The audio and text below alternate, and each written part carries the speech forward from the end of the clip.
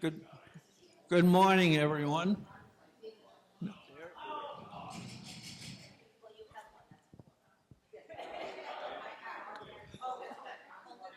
Good, good morning, everyone. Can everybody hear me? Can you hear me at all? Do I have to put this in my mouth? I feel like these guys on TV to sing. They swallow the mic before they can sing. Well, anyway, good morning. Glad that so many people can make it, whether it's a busy day across the street and all the people we got voting and so forth. But anyway, thank you for coming. I have a few things to do before we have our speaker come on. And I'm going to start with December 3rd. That's our next meeting. And as you, some of you, most all of you know that we do not have a speaker in December. We have our own, that's our own day to do what we want to do, which is voting for new officers, which of course that's a simple one. We only have two, we're sitting right here. So whether we get elected or not, that's to be seen in December. But anyway, we're going to have the Christmas party, which everyone likes to do. It's the Yankee swap. And we'll have the table set up for coffee and all the different things that the girls bring. So but we don't have a tree, I don't think. Darlene, do we have a Christmas tree for the next month? Okay, all right. Could you light it for us? No problem. Okay, so we do have a small tree for the table. Is that what you do? Yeah, we can, there's a 6-foot, I think. A Yeah. 6-foot Christmas tree. Okay. We'll look together. So that would be good because along with what we can do for decorations and everybody here helps out, all of the stuff you see on your right over here, that is all the train section, which will be up here in back of us. All the trains that, all of the villages, every one of those boxes has to be open and set up in the back here. And I don't know if you lot know about it, but Charlie Seelig, who was the fellow in charge of that, he developed that years and years ago when he was here. And every year he added more and more to it.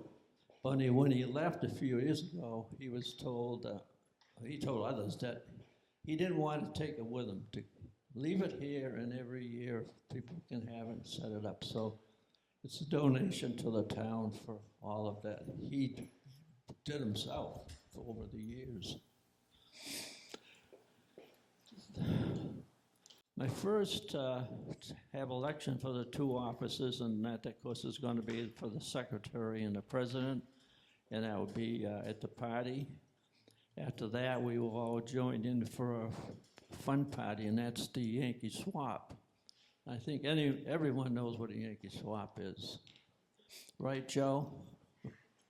Yankee swap, right? $10 limit.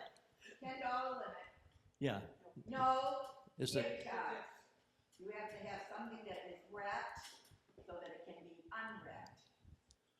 Okay, so it's $10. $10 for a wrapped present. How big has it got to be wrapped, Joe? I'm still using my blanket, thank you. Okay. All right, so that's what that's going to be, the Yankee swap, and it's a lot of fun. We have a separate table for hot coffee, and most of the time each one would bring in something special to have on the table for eats afterwards. And for the new year, our first meeting, which will be on January 7th, and our speaker will be Kathy Lenatra. She is, as you know, the state representative for our town as well as other towns. She does the whole section. But when the town was divided, things changed a little bit. So anyway, Kathy represents Halifax. And that is as far as I go with you at this time. The election for the year, starting will be in January. So if we're elected, the two of us here, this will start for a January meeting and it will go on for 1 year. And that's what we do. The offices are for 1 year at a time. So what I want to do now, I want to turn the meeting over to a special fellow from the Halifax Fire Department, and that's Captain Jeff Kuzo. And Jeff's going to light a fire up here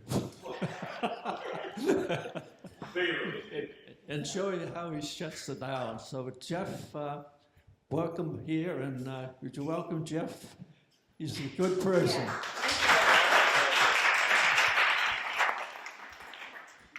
He's a good guy, and he's been with the force. How long, Jeff, over here?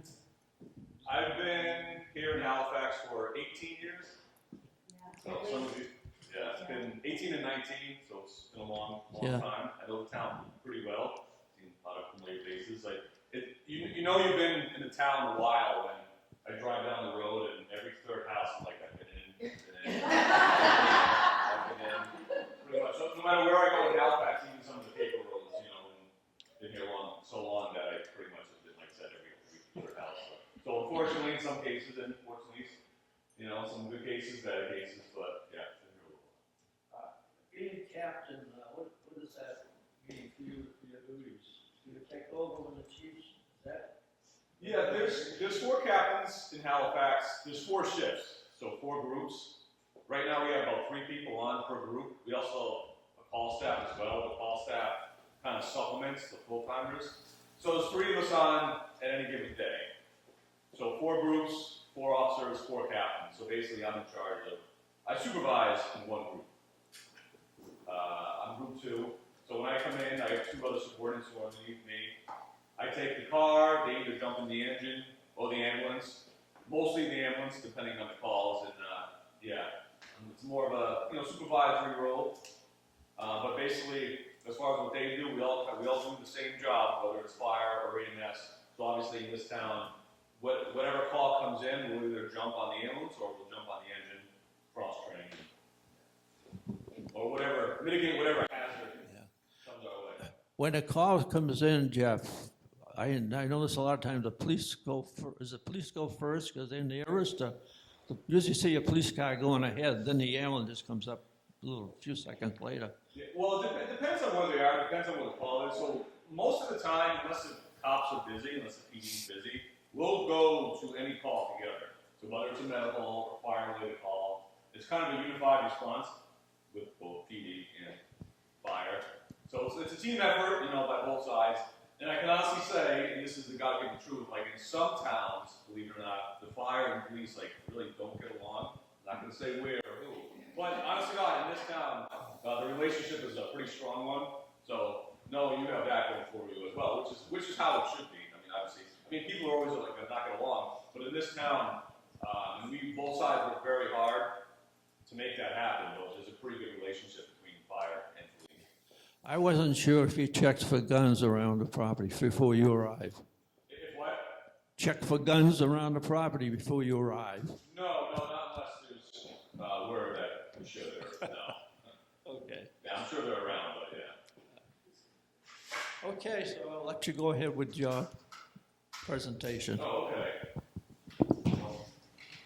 So, Joe, should we go with fire blankets first or extinguishers? The fire blanket is, I think, prevalent in the park right now for everybody. Okay. Every house was issued one. So every house in the mobile home park? Yes. Really? I didn't know that. So every house in the mobile home, how many, is there 400 units? 430. 430 units. I thought it was around 440. Okay, 430. So 430 of these were issued. Mm-hmm. That's good to know. So for... And you have hers. Oh, I do. Oh my God, so I gotta be careful with this. That's okay. So the good thing is unless we actually use it on fire, it sounds like it is reusable. So these fire blankets, honestly, I don't have too much experience with. I'm gonna go over fire extinguishers as well in a few minutes. But let's go over these and let's take a close look on what we have. So like I said, I've seen one, I've never really utilized one, but it looks like the fire blankets we'll You talk can about. open that up. Yeah, I will. Okay, the pros and cons is basically, especially from the video. Now, every time we watch a video online, we want to make sure and take it with a grain of salt because it might not really be as effective as that. And the thing is too, especially with fire, what you see on a video, whatever video you see that they play for this, you know, fires are obviously very dynamic, very changing. The conditions are different, the variables are different, the people who are using it. So yeah, seeing me or a young firefighter, like one of our 20-year-olds, with this blanket jumping into action might be a little bit different than you using it when you know you have a grease fire in your kitchen and then all of a sudden you're really nervous and anxious. Does that make sense? What I mean is the mental state too is a little bit different. There's a lot of variables we have to consider when using something like this. So we'll go over a little bit more of that in a second. However, apparently, so what a fire blanket does, right, is stomp out a fire, smother it. Now, a lot of times when we say smother, we mean it's like stomping on a little fire in your grass or in your fire pit, smothering it, removing the oxygen. If you remove oxygen, oxygen is part of the fire tetrahedron. If you remove that, you have no fire. Make sense? So I think what this does is by smothering it, you're removing the oxygen from the fire. And again, you remove the oxygen, fire goes out, you don't have an issue. A little bit more to it than that, especially if the difference between, like, say you have a grease fire or electrical fire, depending on where the fire is, it's coming out the outlet, is it on the stove? But in any case, it seems like this would be a good thing to have.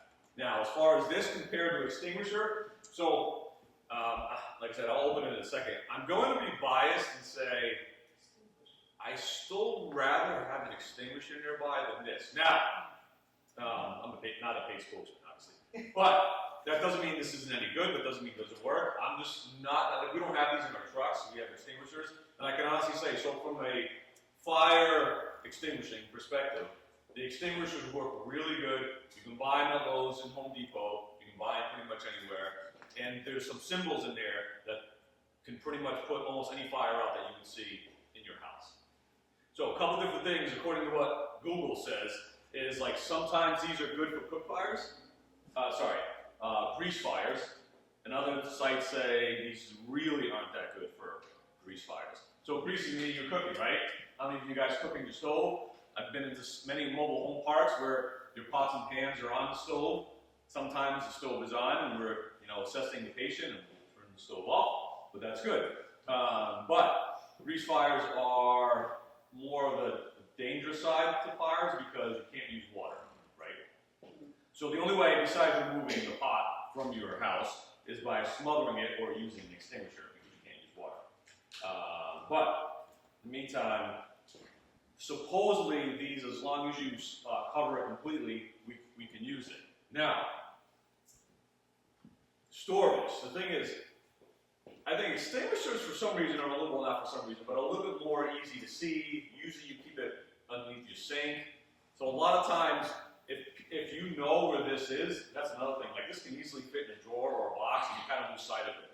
I think too with the extinguishers, is just, it's a little bit more visible, I guess. It can stand up straight. It literally fits right underneath, the sink. Or I mean, this can put it underneath the sink, but sometimes people may slip it somewhere else and you may not remember where it is. But in the meantime, if you do remember where it is, we'll take a look at it now. Take and release, tape in each hand and pull downward. Okay.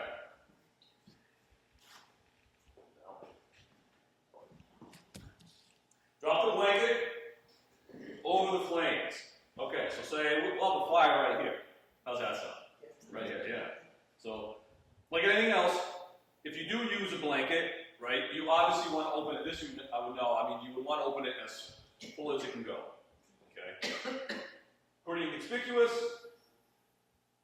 Interesting material. You feel it, different. Okay. Open it up. Switch off the heat, leave the position until cool. Yes. Well, This is not in real time. I'm just reading because I know okay. But it's one of those things. It's kind of like crawl, walk, run. So we're kind of at the crawl stage. We'll fold it back up, and then we'll do it quick. You know what I mean? So they kind of show you real time. So and then it lays over the heat. Okay. I would suggest that, say if your pan or whatever catches fire, if it's in the center, you obviously cover it so it's covered on all sides. Now, as that says too, one of the things is we always turn off the gas, the grill, whatever the case may be. If it's electrical fire, we turn off the breaker. So, if you're in your house and you throw this on a pot, obviously what do we want to do? Turn the stove off, right? Want to make sure we do that. We want to remove any type of heat source that we can. So, with that being said, that's what you do.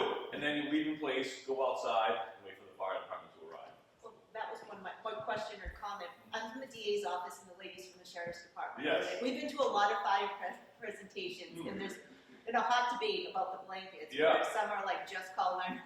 Right, well, I'm thinking, oh yeah. So I was just wondering what you thought after seeing. You have to get close to it, right? Mhm. Yes. The fire extinguisher, you're farther away from it, so it's preventing more. I'll go over that right. I'm gonna go over that right now. Yeah, just going over some of the steps, but then we'll go over the practicality. I'm gonna get yes. Oh boy. But they say that, let's pull it down around whatever is on fire. Electric stoves stay hot for a long time. They do. I would not do that. Yeah, exactly. Yes, I would not do that.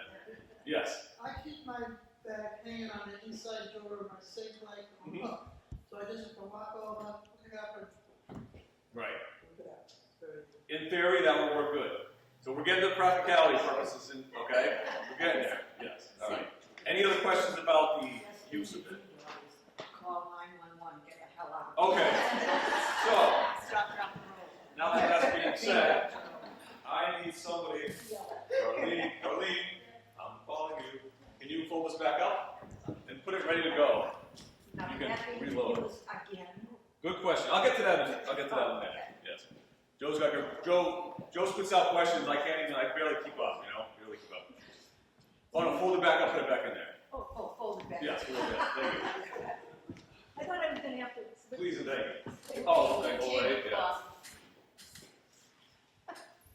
With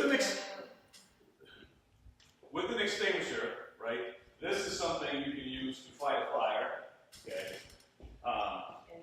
Anywhere, farther away, 6 feet away, pull lane, squeeze, sweep, move towards the fire, and then you can leave, right?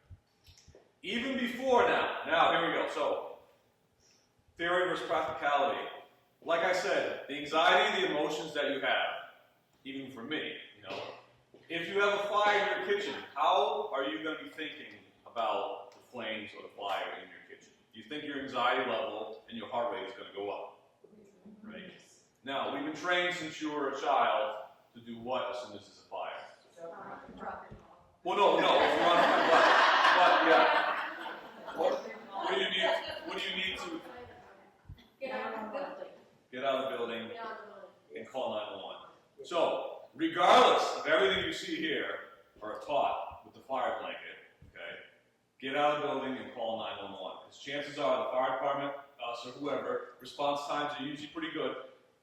Excuse me, this day and age, and we're going to get there pretty quick.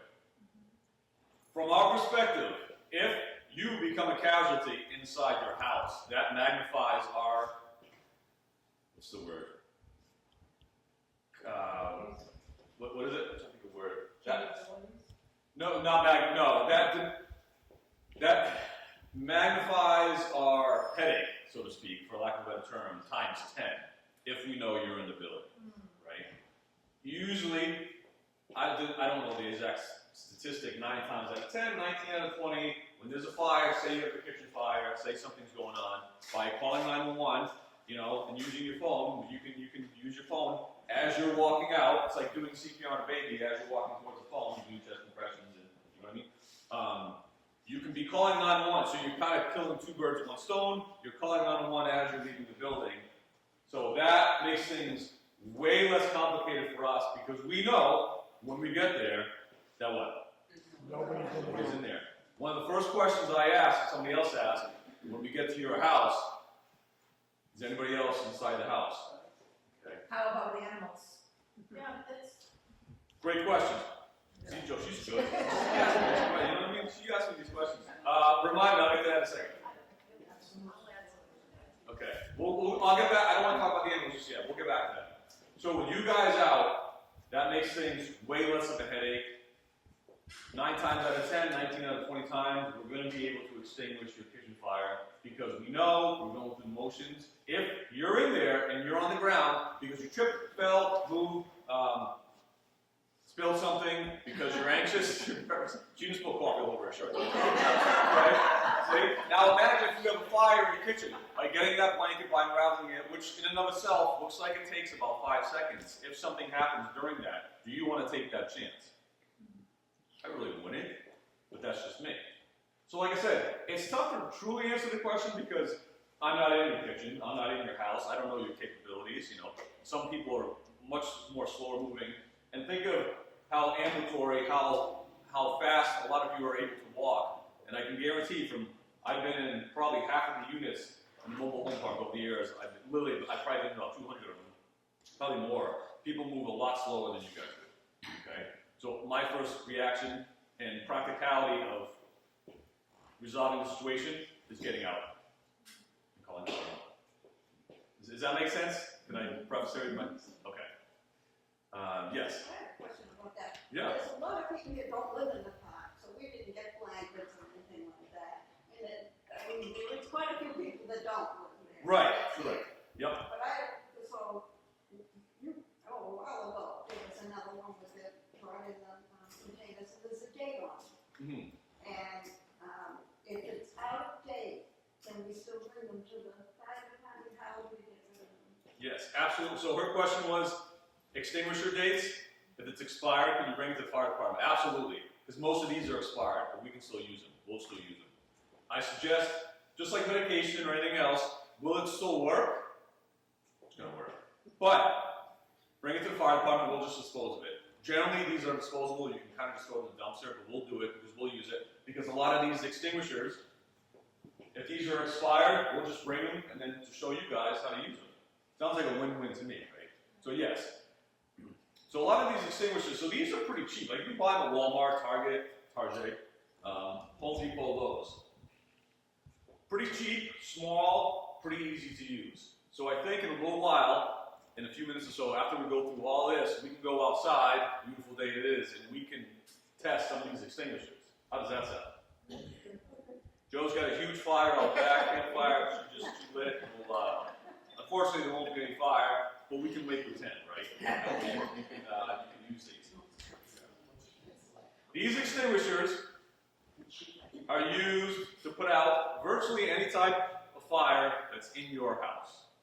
Whether it's ordinary combustibles, paper, cardboard, wood, whether it's greases, oils, and pans, this will put out your grease fire.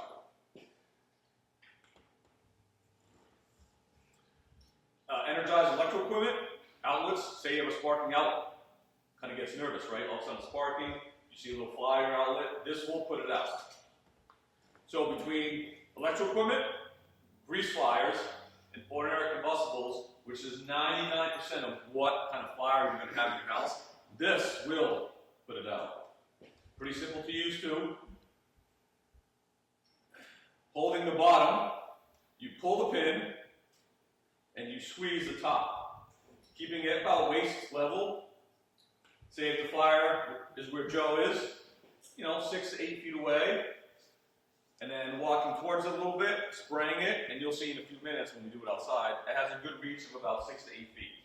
Spray it to the center of the fire, and this will extinguish it. All right. There's different sizes and types. Some are used a little bit bigger, some are used in more commercial properties. So when you look at extinguishers, you're going to see the classifications on them. Like I said, when you buy the ones at Target or whatever, it's going to fit your bill and what you need it for. But you see the little blue symbols, they tell you, they're kind of grunt-proof, as we used to say in the military, they're kind of grunt-proof. And they tell you what it can put out.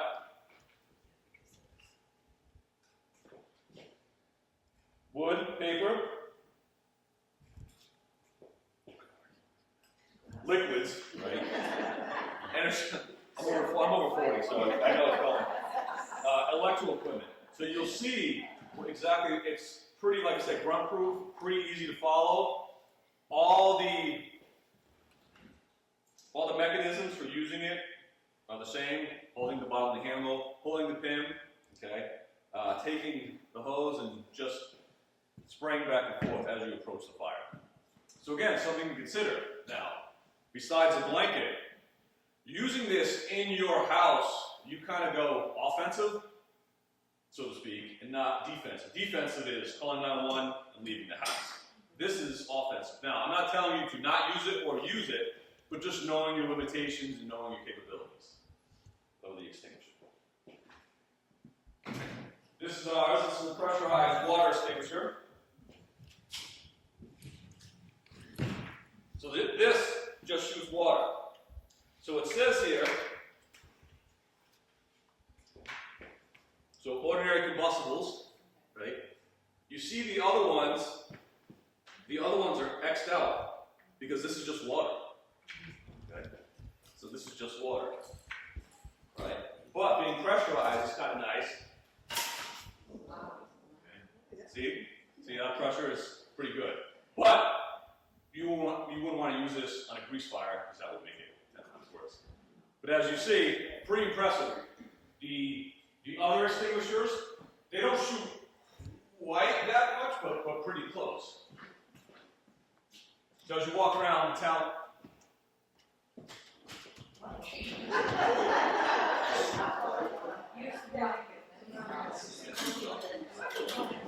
sorry, it was a clamp. Mine at my house is not a clamp. So that's just a simple clamp. It really took a split second to. But as you see, the detectors, okay.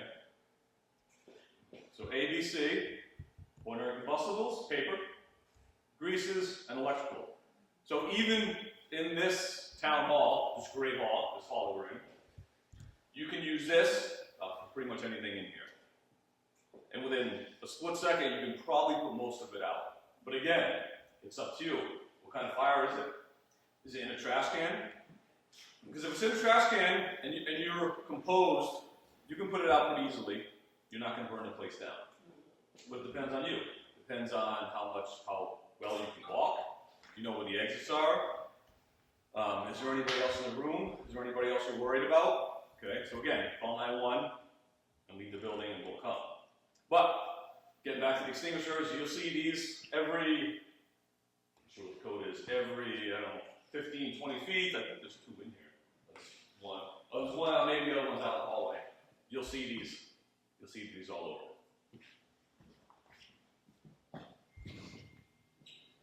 All right. With regards to the symbols and those extinguishers, any questions on those? Joe, Darlene, is that all folded up? It's all folded up. Oh, yeah. Okay. All right, I need a volunteer. Come on, Carol, get out. Oh, Darlene, with the tab. Oh. Great Every question. second counts, Darlene. Right. So this is what I mean. This is a good example. You're in your house, right? It's like, oh, Jeff showed me there's tabs. You get this out. It's been sitting in your drawer for 5 years, and the tabs are like stuck in. It's one of those things when you're in the heat of the moment, and one of the younger people here, but you guys know by wisdom and your years that when you have a serious situation, you tend not to think as clearly. So if all of a sudden you don't see the tabs, you're just kind of like, whatever, I need to get out of my house. Again, which is fine. But it's one of those things that you gotta, if you want to use it, it wouldn't be a good idea to practice once a year, watch some more videos, and go through the motions. But yes, good call with the tabs. All right, volunteer? There we go. Yeah, all right. Okay. I'm Joe. Fred. Okay, so Fred's in his house, right? He's standing right there, and the fire's right there. Fred's like, oh, there's a fire. So Fred's going to take a blanket and put it over the fire.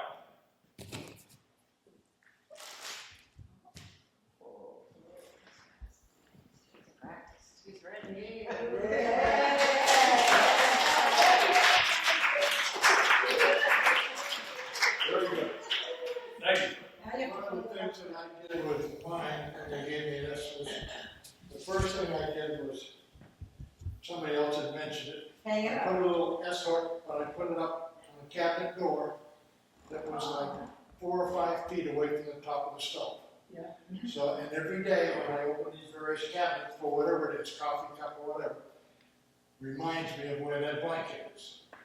And then when I need it, I don't even need to hold it with this. All I do is grab those 2 tabs and put it on. The thing is ready to go at all times. The other thing, and the reason I know some of this is I used to sell fire extinguishers. Anyway, Oh, with the fire extinguisher, where do you put it in your house? You put it near your front door, or the door that you would escape by from your kitchen. And the reason you put it by the door is because by the time you get to that extinguisher, now you're looking to see, am I gonna safely be able to use this, or do I get the hell out of the house? Okay. So by putting it in that location, by putting this in your cabinet, you get your location standardized, you see them every day, and that makes your home safe. Good idea.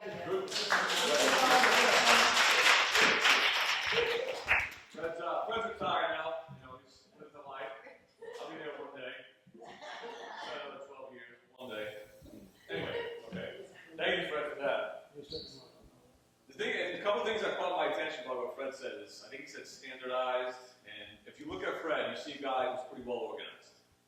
Right, yeah. So there's 430 units in the mobile home park. We keep using the mobile home park, for example. 380 of them are not organized.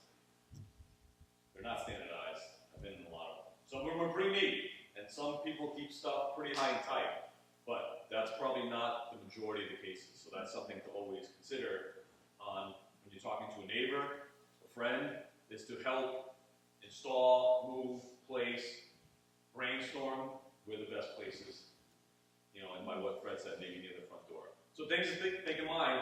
So not only do you want to help yourselves, and you're priority number 1, but your neighbor as well. And that's some things to consider and to look for. Because I can guarantee I've been in a lot of mobile home parks, and a lot of them are not, like I said, they're not near the front door. There's other stuff near the front door. And that's fine, you know. That's why I always go to the location of underneath the sink, which is probably near the probably near the stove, which is where you don't want to go for something to put out the fire, but it's just the general idea of where someone's going to go or think, you know, in an emergency right away for their extinguisher. But good things to consider.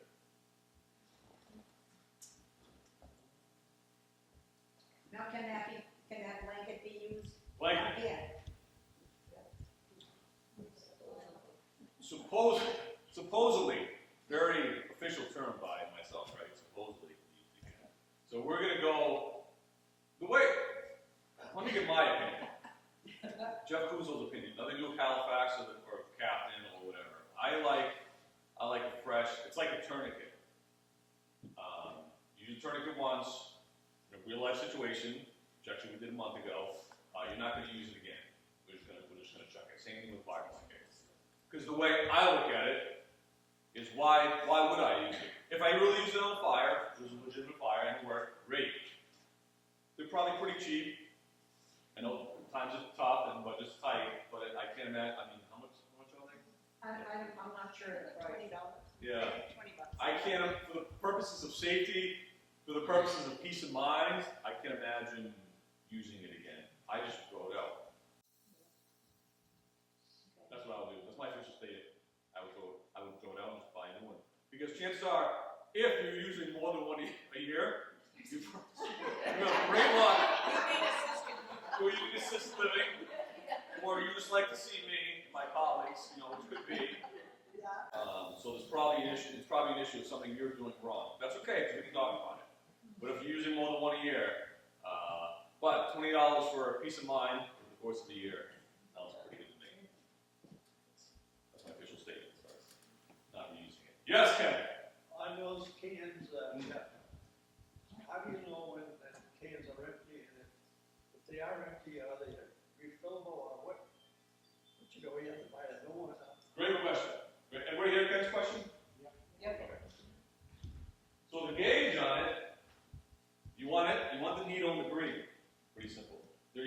an expiration date, as someone pointed out too. 2012. It should say somewhere. I'll keep it maybe, you know, a few years, but there is a needle. As long as it's in the green, it's charged, right? And now Fred would probably know more than even I would about it, but that's generally what you look for. If it's less than that, I would probably either throw it away, give it to the fire department, or buy a new one.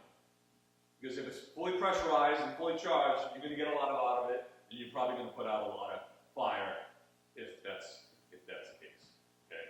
So like I said, if it's less than that, if it's less than the center, or not in the middle, not in the green, I would just consider it bad and buy a new one. Again, because why would you have one that's not? Yes. You can have those recharged. You could, Fred, right? You can bring it to somewhere. I mean, it's a lot of steps, like lines in Rockland, but I mean, I don't know what people Go to do. a fire equipment company, they can recharge it. Yeah. You can bring it, so RE lines, they're in Rockland. That's what they do. I mean, again, that's like 5 more steps than what you as the average homeowner needs to do, but yes, it can be recharged. But buying these at the Home Depot or the Target, I mean, 20, 30 bucks maybe at the most. I think would be not too bad. Again, for peace of mind. And Fred, what's the expiration date on all of these laws? Plus the fact that, because they do have an expiration date, and you've had it for a couple of years, or 3 years, or 4 years, whatever, now you're looking at down into the no pressure range. Do you wanna go recharge it, or just say, okay, let's go buy a new one? I choose the latter. Right, that's just me. Peace of mind, done, box is checked, moving on. Right?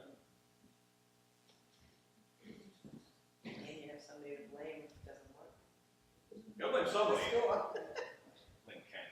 Did you hear me? All right. Any more questions? Yes. Are we gonna talk about our pets? Cause I've been many. Oh, pets, yes. Right.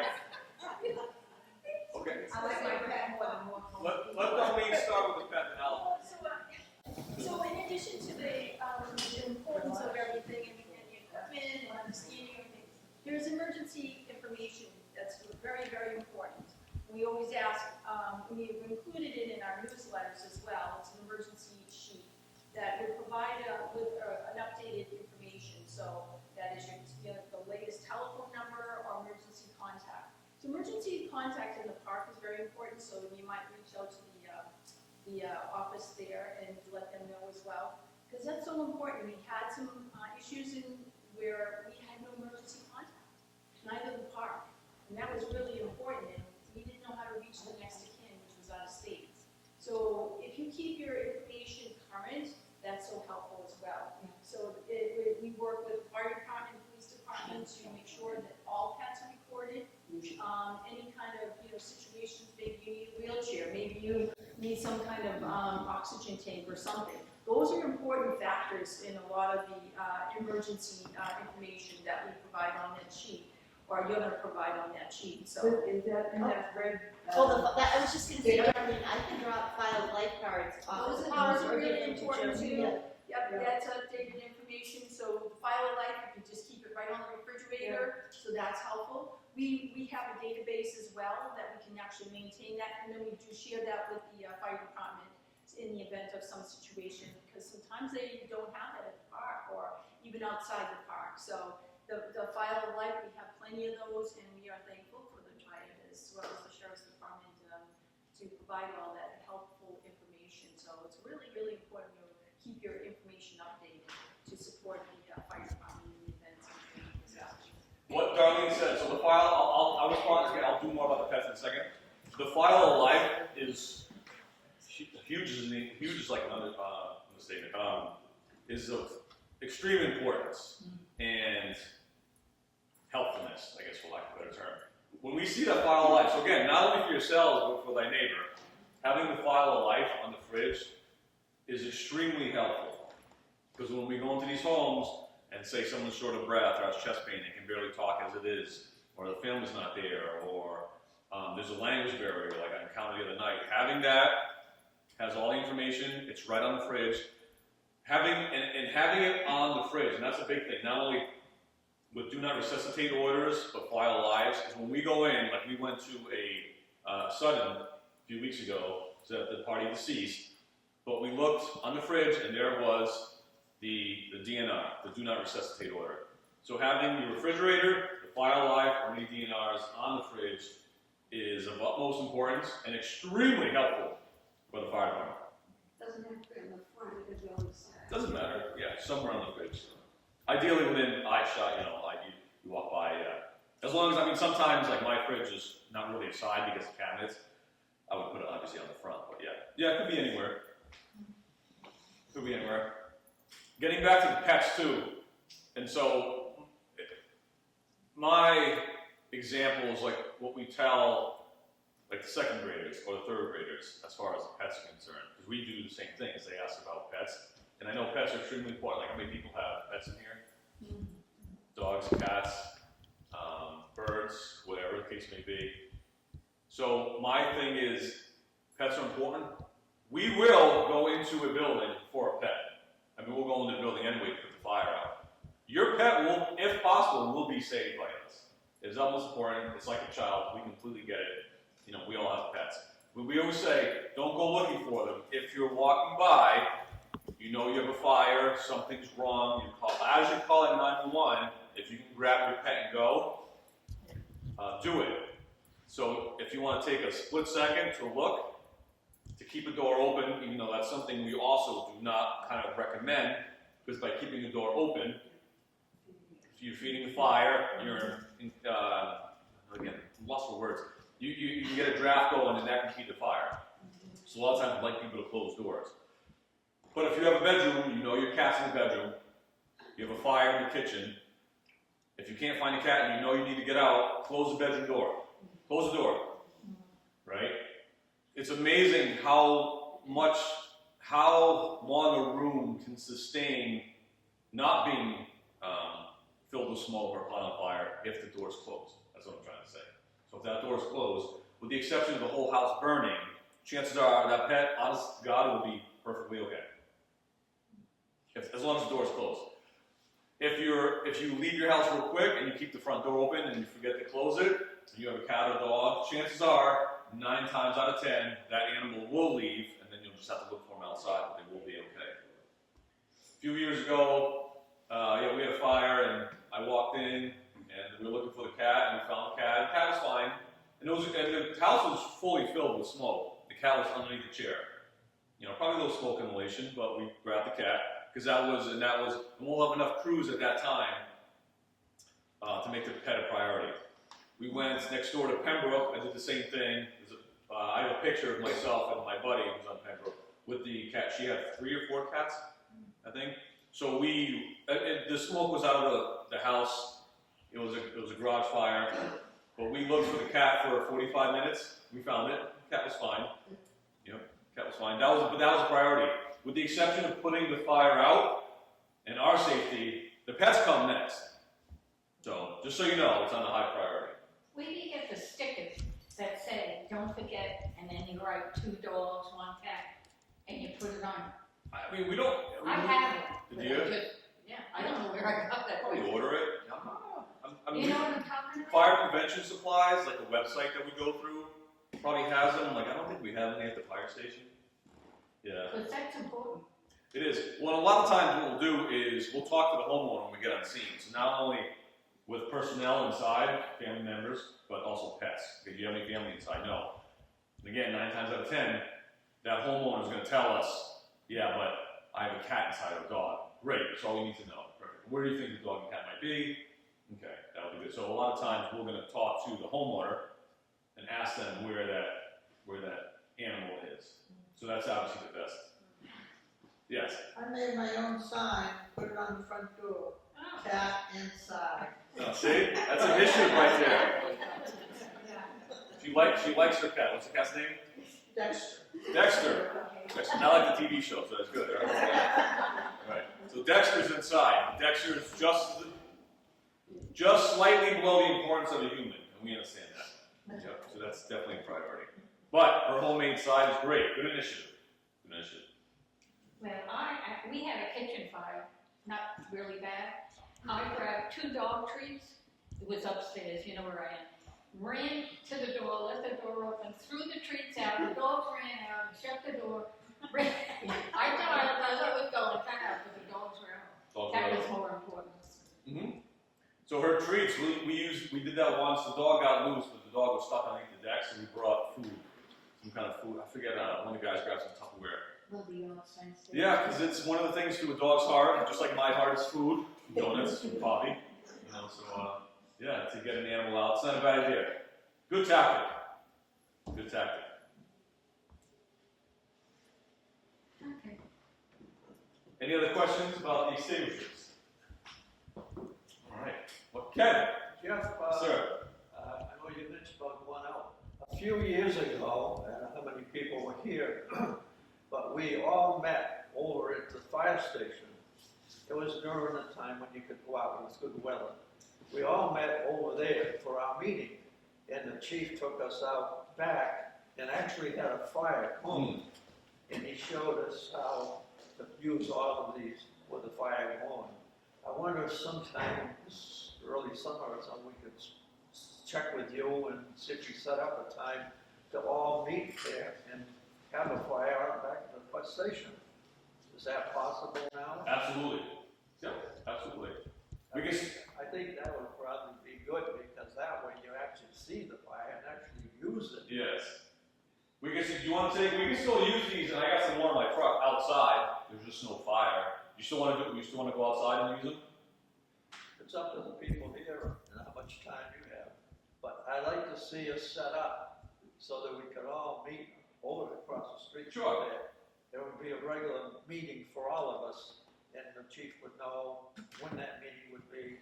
And we're all back, and you set the building on fire. I do. No, Yup. there's some type of machines, or they have out back, maybe you know where they are, and that's where they had the fires in these containers and all. And we would use, actually all of us would use it to put that fire out. So I thought that would be good to have for a meeting during early spring or so. Mm-hmm. We could arrange that with the chief. What's that? We could arrange that with the chief. Absolutely. Yep. That's easy. Yes. Do you have lock boxes, so that say someone's not home, and the neighbor calls because there's smoke coming out of the windows or something? You can access the house without breaking the door? Yes. So they do make Knox boxes for residential places because we have them for commercial occupancies, but they do make them. The applications are online, or you can go to the fire department and speak to Kendra, and I think we can give you an application. And then it's a whole application form that you fill out, and then you order it, and then they send you the Knox box. So why don't you come into the station? I think you can do it online. Either go online, or if you're not good with that, go to the station and see Kendra, and she can get you a form. Okay. How does that sound? How much are they? Do you have an idea? For residential? Probably 150, 200 bucks. Yeah, a little pretty penny, I think. Yes. I bought it at Lowe's, and it's not that much money. Oh, you did? Yeah. You bought a Knox box at Lowe's? Yeah, kind of go on the doorknob. Oh, that. Oh, that's a Knox. Oh, yeah. So then the Knox, I was gonna say, so the Knox box that we use, which I think she's referring to, is one that there's one key, one type of key that everybody in the fire department has that opens up that box. And no matter what building it is in town, whereas what you're talking about, that we would still have to try to open up, and if we can't get the combination, whereas I can go to any building in town with a Knox box and use my one key and get your key out. I never heard of them before. No, yeah, you can use it. You can buy it for residential. Yeah, something like that. They average anywhere from $40 to $60. Those look a little bit on the. They have ones that are reinforced, like some look a little bit different, but yeah, absolutely. Yeah, so we looked into those. I looked into that to see if we could purchase them through an association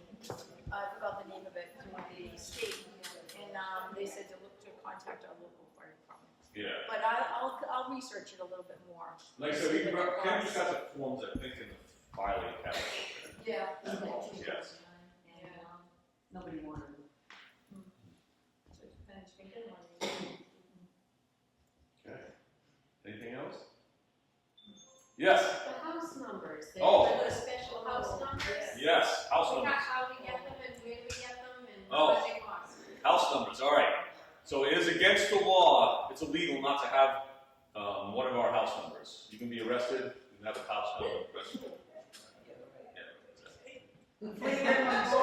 So the house numbers are the reflective blue house signs that we have are very helpful. I know I'm kind of being dramatic about it, but I can't even underestimate how important they are and how easy they are to see at night. So we sell them $20 because they're not cheap. We'll put the numbers on for you. Just come to the fire station and we can make it for you. The house numbers. The blue sign. You probably see them on town. The blue rectangle sign. I meant to bring the prop up, but I forgot. So yes, come by the fire station and we'll make you some reflective house number signs. Yes, those are very because at 2 in the morning, even when we're taking the sand out of our eyes. Yes. And sometimes you can't see the house numbers on houses. Sometimes they may not have them in the mailboxes. And trying to pinpoint, I mean, besides our GPSs, and a lot of us know, where the streets are, but finding that specific house sometimes is a pill, especially at 3 in the morning. So where do you put it, on the house or? Usually on the mailbox post.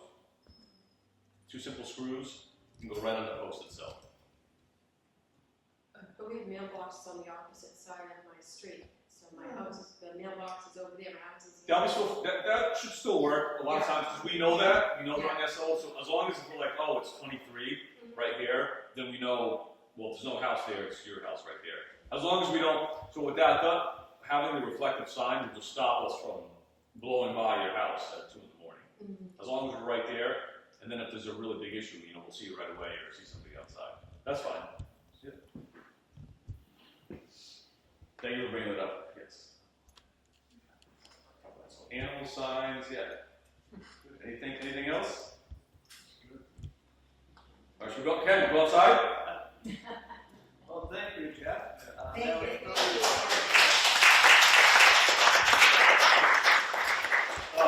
Field trip outside, real quick. Ken, do you want to go outside? It's all right with me, if everybody's okay, we can try and Jeff can show us. Give everybody a try. Yeah. So why don't we do this? Why don't we meet at the charging stations out back? The electrical vehicle charging station, and then we'll go right to the woods there. How does that sound? All right. Friends excited. It's like great. Selling extinguishers. This is what I do. Is want to do more with extinguishers. I'm sure he's not excited in the least bit. All right. Meet everybody outside in 5 minutes. Okay. All right.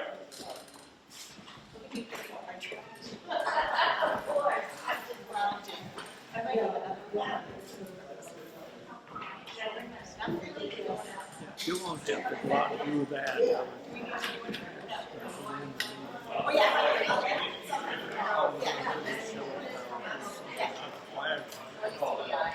Kind of get a time. I'll meet you outside. Yeah.